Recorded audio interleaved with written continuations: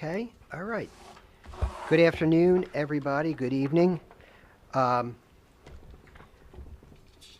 Notice is hereby given that in accordance with the Open Public Meetings Act, Chapter 231, the laws of 1975, notice of this meeting has been sent to all school offices, officially designated newspapers, filed with the Township Clerk, and posted in the Board of Education office 48 hours in advance of this meeting.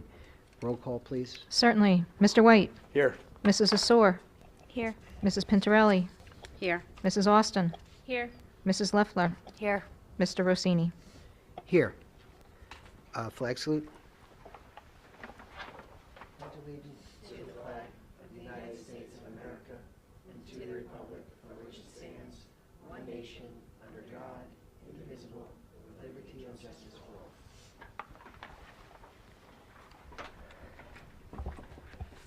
all.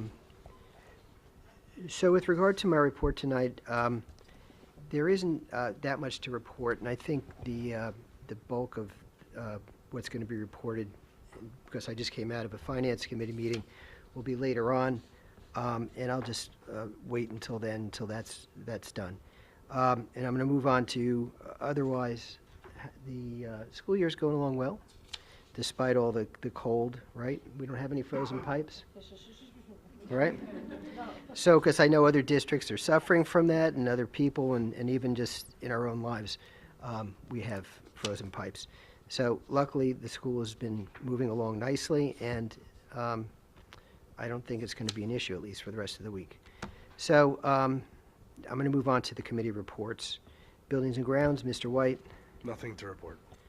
Communication and Policies, anything for that?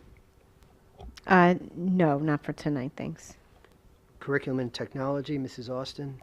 Nothing to report tonight. Finance, Mrs. Pintorelli.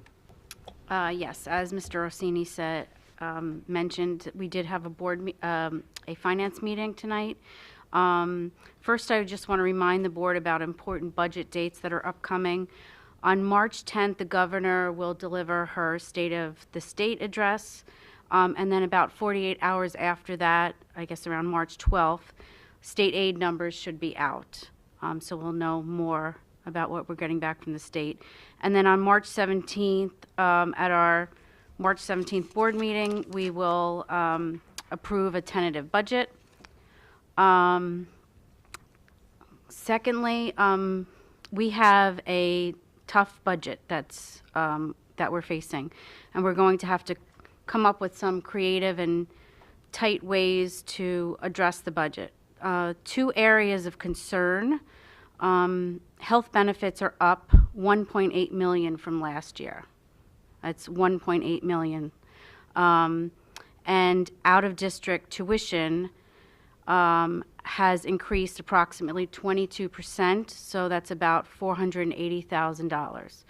So that's a lot of money that we need to find. So Kelly, Ms. Ippolito, and the administrators are very busy researching creative ways to help balance next year's budget and also keep future budgets healthy. Ms. Ippolito will talk a little bit more in her board secretary's report about some ways to address the budget. And that's all for tonight. Thank you. Okay, thank you. I have nothing to report with regard to negotiations right now. And Mrs. Assor, personnel? Nothing to report. Okay, please take a look at the committee meeting schedule down below. Take note. And then I'm going to move to public comments on agenda items only. That is, agenda items only. Later on in the meeting, we'll have an opportunity to make public comments on non-agenda items. And the following rules that I'm going to read also apply later on with regard to the non-agenda items in the public comments section. The Rivervale Board of Education is committed to encouraging the citizens of Rivervale and employees of the Rivervale School District to speak directly to board trustees. In order to facilitate this communication, residents and employees are requested, 1, to sign in before speaking, 2, to maintain an appropriate sense of decorum, and 3, to limit their remarks to no more than 5 minutes. The board will also take under advisement the written comments and opinions of non-residents that are submitted to the board secretary. Being mindful of its responsibility to maintain the orderly conduct of meetings, The board retains the right to rule on such matters as the speaker's right to address the board, as well as the appropriateness of the subject being presented. The board's decision in such matters is final. The board also reminds all members of the public that while it subscribes without reservation to the principle of keeping the community informed by policy and law, it cannot allow public discussion of personnel matters, nor can trustees comment on any current or pending litigation. If a matter concerning an employee of the Riverville Public Schools is of interest or concern to a resident, the matter should be referred to the responsible building principal or the superintendent of schools by telephone, letter, or email. I'm opening the meeting to public comments on agenda items only at approximately 7:10 p.m. Anybody want to make a comment on an agenda item? Okay. Seeing no one who wants to make a comment, it's closed with regard to agenda items at 7:10 p.m., and I'm going to move on to the superintendent's report. Mrs. Signori. All right, thank you. Good evening, everybody. Want to just update you guys on some of our academic goals this year. I did send a detailed report to the full board a couple weeks ago, but I do want to just kind of share some overarching initiatives for the public, okay? So all of our district goals can be found online on our district website, but tonight I just want to really highlight some of our academic ones. This is always a good time for us to sort of pause and reflect. You know, we just passed the mid-year point. I think it was last week we might have passed that mid-year point. So the first goal, our academic goal, is to cultivate an innovative and inclusive learning environment that adapts to diverse student needs, equipping every learner with the skills and support necessary to thrive academically and achieve their highest potential. So what does that really mean, and how do we do that, right? One of the things, as you guys know on the board, is that we've really been focusing on authentic differentiation the last few years and making sure that we're using student data to drive instructional learning plans. And so some ways we have been meeting that this year is teachers and administrators. We've been using our professional development days. We have been using our faculty meeting days and embedded those DDI periods, the data-driven instructional periods, to analyze multiple data sources and then plan targeted standard-based instruction. We're supporting this by observations and conversations we're having during pre and post meetings with teachers and even ourselves when we meet administratively as a team. We also look at all of this. We've been using data from Linkit, Dibbles, which is our new literacy assessment that we've been talking about, AimsWeb, Big Ideas, which is our math program, NJSLA data from the previous year, unit assessments to form instructional groups. We set personalized goals, and then we really monitor progress. The teachers are doing a wonderful job doing this for their classroom, and like I said, I'm really fortunate to have a strong admin team that also does this for their schools.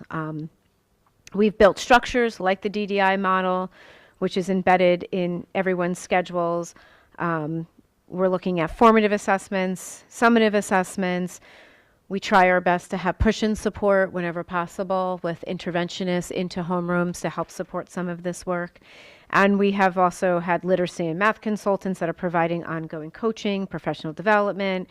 We're building lesson bank resources aligned to identified skills and standards that we're noticing through our data.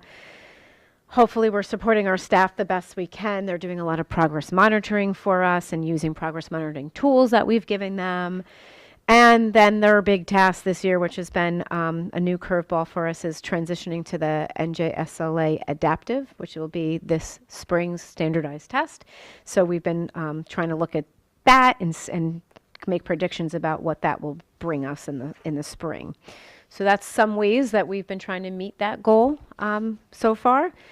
The second big academic goal that we have is to adopt and integrate updated curriculum and resources to deliver engaging, standards-aligned learning experiences that meet the New Jersey student learning standards and prepare our students for success. So again, what does that really mean? What does that really look like when you're implementing it? So we've got a comprehensive plan basically underway to align and implement revised mathematics curriculum across all their grade levels, working with grade level teams to refine units of study. We're unpacking the updated standards. Again, we're trying to embed the NJSLA adaptive type questions. That was sort of we had to kind of pivot there and switch and add that in when we found out that was changing. Again, really using targeted PD to support the classroom application. And once again, in collaboration with some of our consultants, our supervisor of curriculum, our regional coordinator, and of course our teachers, we're really trying to strengthen our math implementation by using some of the Linkit data, the benchmarks, the evidence reports from last spring, and working in a coaching model in some areas as well, and then looking at that from a school perspective and then a district perspective as well. So really starting in the classroom and then taking that bird's eye view. We've also implemented in vocabulary in our grades 3 through 5, which will hopefully help support conceptual vocabulary development. We've launched HD words in grade 3 with the hopes of strengthening foundational literacy skills. And then we're going to continue to progress monitor those 2 new programs to make sure that they have the intended impact that we want. We're also in year 1 of implementation of grade 7 spiraled science curriculum. We've been doing that. We did 6th grade and 7th grade, and then we'll go to grade 8 in the 26-27 school year. So it's a lot. And so when I say, you can have these big lofty goals and they can sound nice and whatever, but you have to make sure that you have targeted ways you're going to meet them. And then you have to make sure that you're pausing a few times throughout the year and checking in and making sure that we're supporting our teachers and that we are making sure that the kids are getting the benefits that we intend them to have. So again, if you want to really see a list of all of our goals, which include social and emotional board goals, we've got operational goals, we've got technology goals, we've had huge communication goals with our website and our Instagram pages and our new app. That's all up on the website, but I just kind of want to highlight some of those academic goals for us. So I think we're doing great. Like I said, I'm incredibly proud of the admin team and how they work with me. And then, of course, our teachers, they're the boots on the ground that have to really implement this stuff every day. So thank you. Thank you. Thank you. That sounds really like a lot. I mean, I know, but I mean, in terms of, you mentioned the teachers being the boots on the ground and having to implement it, it's encouraging, and it's makes, I think, the district better that the teachers are, doing this. It's just terrific. Now I'm going to move on to the board secretary report. Mrs. Ippolito. Okay. Just a reminder to the board that your ethics forms are required to be completed. So please, if you could get those filled out, if you need any assistance, contact my office. We'll be happy to help you.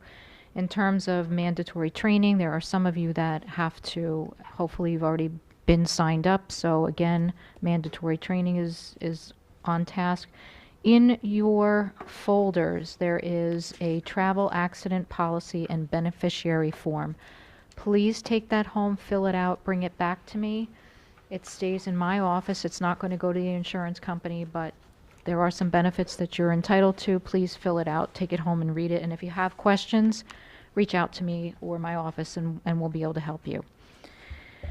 In terms of our budget, as Mrs. Pintarelli has just informed you under her report, we are, and if you haven't seen it all over the news, we as a state and as a country have been experiencing increased health benefit costs, and yes, $1.8 million over last year.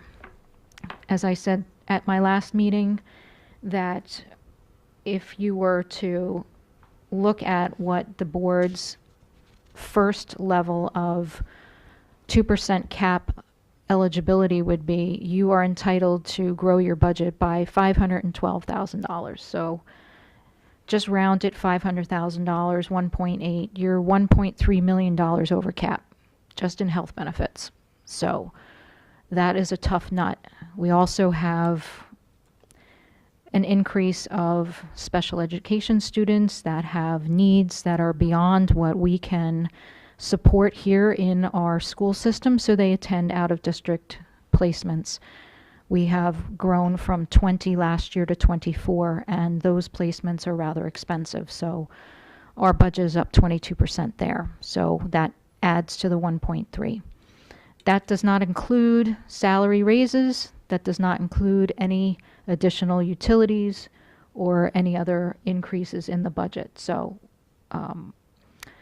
the The Finance Committee, Mrs. Signori, and the admin team, we are all committed to being creative, to looking at, everybody is going to have to look at their budgets. We're all going to have to make compromises. One area that is on the agenda tonight is that we are rebidding the Holdrum transportation routes in hopes that we can bring those transportation costs down. Every little bit helps. So those are the types of things that we're doing. We're also looking into the possibility, there was a new law that came into place in July 2025 regarding non-CDL licensed drivers, that if you are a non-CDL licensed person, individual with certain criteria, you would be able to drive a district vehicle. We're looking to purchase a district vehicle and to put that in place so that we can help to transport some of these out-of-district placement students. It is from home to school. It would have been nice had we been able to use it for athletics or other field trips, but you cannot, if you're a non-CDL licensed person, you can't drive that van from anywhere but home to school. So that's a little precursor to what we're doing, and stay tuned. We'll keep everybody posted as to what we're continuing to do. We won't have any definitives in terms of our final plans until we receive our state aid. And as Mrs. Pintarelli stated, the governor's address is going to be on March 10th. State aid shall be released on the 12th.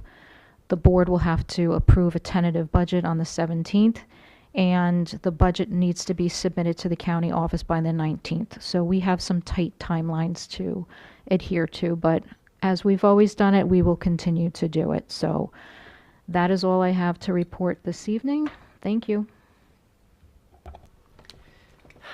Thank you, Mrs. Ippolito, and thank you for working so hard on this. Moving on to general resolutions, G1 through G3. May I have a motion, please?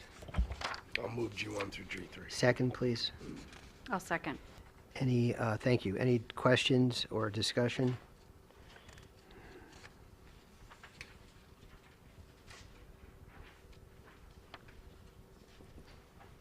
Anyone? Nope. Roll call vote, please. Certainly. Mrs. Austin? Yes. Mrs. Leffner? Yes. Mrs. Pintarelli? Yes. Mrs. Asor? Yes. Mr. White? Yes. Mr. Rossini? Yes. Moving on to business resolutions, B1 through B12. Will somebody please move it? Move them. I'll move it. Second, please. I'll second. And discussion.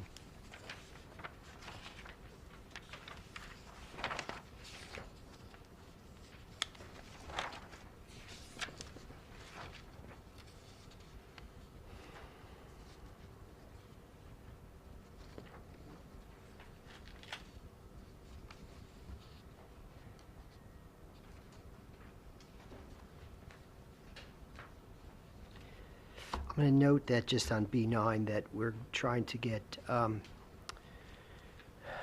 bids for more different or lower transportation services. Again, hopefully we find that because of the finances, and it may help to save a little bit, but I'll notice, I'm just drawing attention to B9.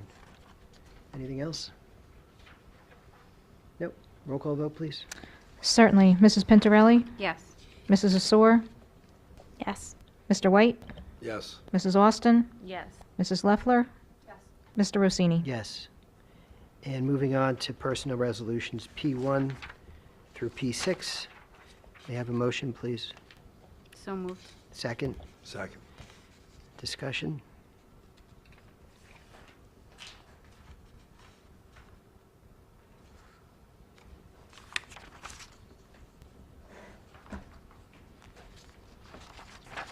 Anything, anyone?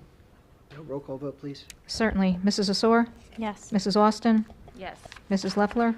Yes. Mrs. Pintarelli? Yes. Mr. White? Yes. Mr. Rossini? Yes. Okay, now I'm moving on to public comments on general items. The same rules apply as to the agenda items only section of public comments. Please take note of that. And I'm going to open the meeting to public comments at approximately 7:24 p.m. Would somebody like to make a comment on a general item?